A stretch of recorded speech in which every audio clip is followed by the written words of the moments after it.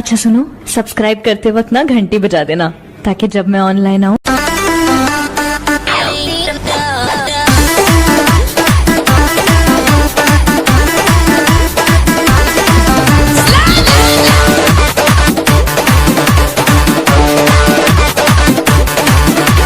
दूर हटाओ डैडी सैडी, बहुत पी लिया कोला कैंडी, अब करेंगे मर्दों वाली बात।